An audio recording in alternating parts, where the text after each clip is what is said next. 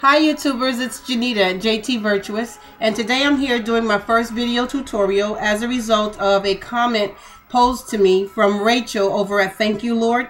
That's her YouTube channel. She has a lot of really nice videos. You should check her out sometime. I commented on a technique she used on a mini album wherein she used foil to create some embellishments, and I just asked her had she ever considered using the foil in conjunction with either a chipboard or cardstock or whatever, having wrapped it in there and then running it through the Cuttlebug or whatever die cutting machine she may have or you may have. I am not the inventor or creator of this particular technique, as more than a year or so ago I've seen it on YouTube more than one time using various different elements.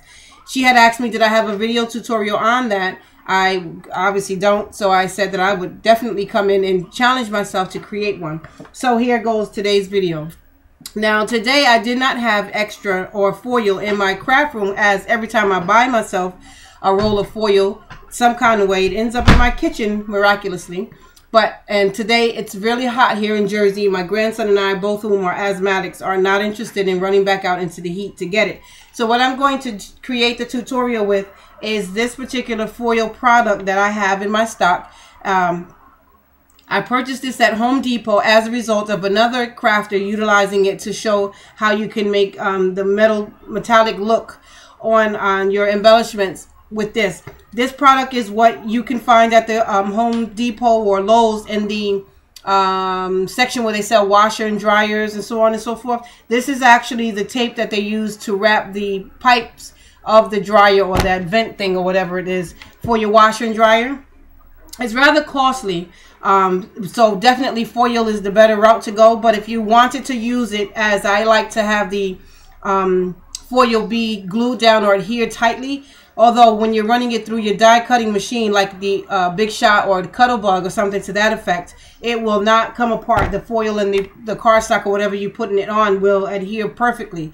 But if you wanted to do something where you're utilizing it on the embossing feature on your Cricut, I like to try using it in small sections with small segments with this, because this is going to be glued down to the cardstock or glued down to whatever form of paper you're going to use, and you don't have to worry about the machine causing it to separate in any way. So that's an option. So today, just for the sake of me not having any foil at hand, I'm going to use this short tape, but it's very costly. So if you opt to get this, just make sure you're absolutely sure what you're doing, because once you adhere it to the paper, it's permanently stuck there. There's no wiggle room to move it around. But also, you know, you don't have a lot of space in that is not that wide. So this is roughly, I want to say maybe about 2 inches wide, but that's plenty of space to get you a nice design. So I'll be using this for today.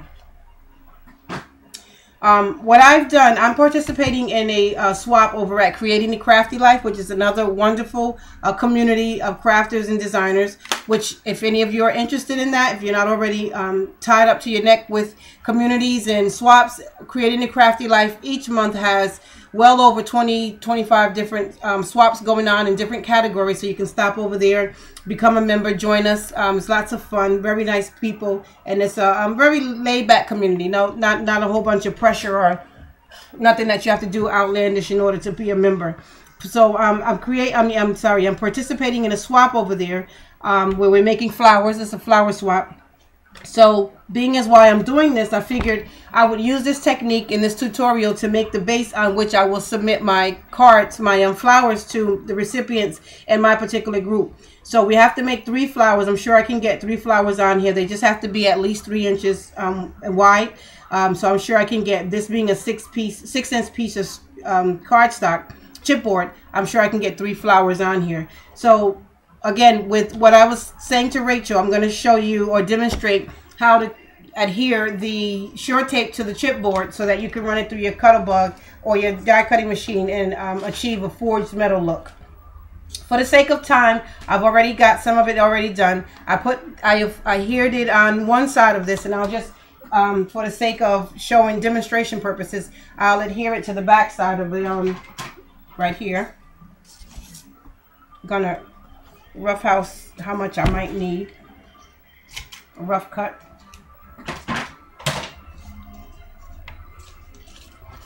Now what I've done with mine, because I don't do a great job of getting it down straight, so I just want to make sure whichever side is the side that has less on it, I'll make sure that I adhere it corner to corner on the opposite side, so I can just cut that section off.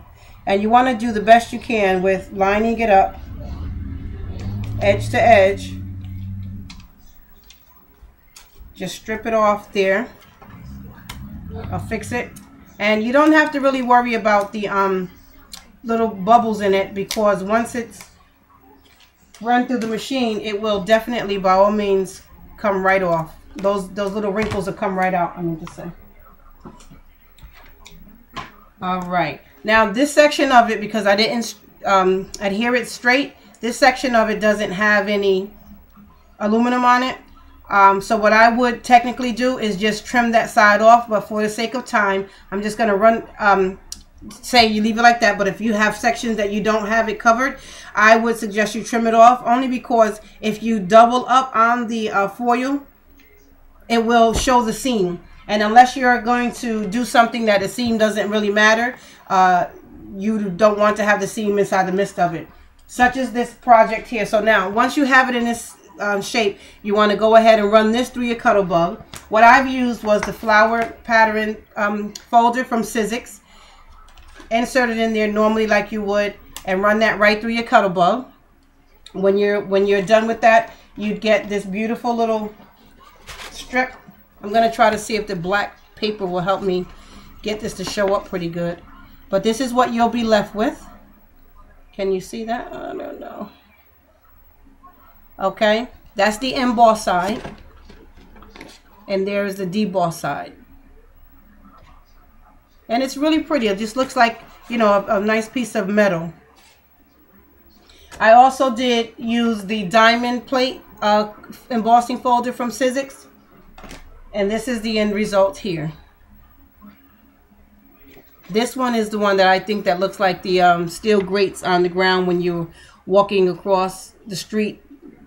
Those little cellars, I don't know what community still has them, but in my community where I used to live, we had those, the supermarkets and stores had those underground cellars where you had to come out of the store to go down, and they tended to have the top part of it look like this. And that's pretty much why I brought this particular embossing folder, because it reminded me of that. And also, if any of you are gamers, my kids grew up playing Donkey Kong Country, and on one of the boards that Donkey Kong used to run across had these steel grates, this particular pattern on there that he used to run across. So when I saw it, it took me back to those times, being a lot younger, playing Donkey Kong and being in my community and having had that particular type of closing the doors on the cellars going down into the basement from the supermarkets. So that's the technique there. On the larger scale, this is what you would get. I did the flowers on this one, and this is how it looks on the larger scale. I know that probably in the video you can't really see the lines from, this is actually 3 applications of the Sure Tape, and you can see that. But if it were something that you were going to use this and have, say, I have a flower over here, excuse me. Say you were going to have a flower or something on the top where, you know, something in the middle, it didn't matter if the lines were there, you could definitely still achieve that effect and have some elements on there where it didn't really bother. Having the lines up there were not a big deal. So hopefully, even though I didn't pull out my Big Shot, and the only reason, Rachel, I did not pull out my Big Shot is because I attempted to run something through there that was way too big or too thick, and it broke the gears on my Big Shot. And I haven't had a chance to contact Sizzix I have contacted Sizzix to replace it, but our hours and times are just not the same. So it still works. It's just very noisy and cumbersome to record, to utilize it on video. So I just ran that through off cameras. But I hope that this technique is something that you're interested in trying. I definitely would not go out and buy the Sure Tape, because heavy duty foil, even the thinner foil will work, but heavy duty foil will achieve the same effect. So that's my little tutorial. I hope you got something out of it, and hopefully someone else can learn. Like I said, I'm not the inventor of the technique, but there are many other videos out there on YouTube that may have a better quality or done something different with it that you might be able to learn something from. So hopefully anybody watching finds this technique fun and worth trying. And I hope to see some video responses. Thank you and have a blessed day.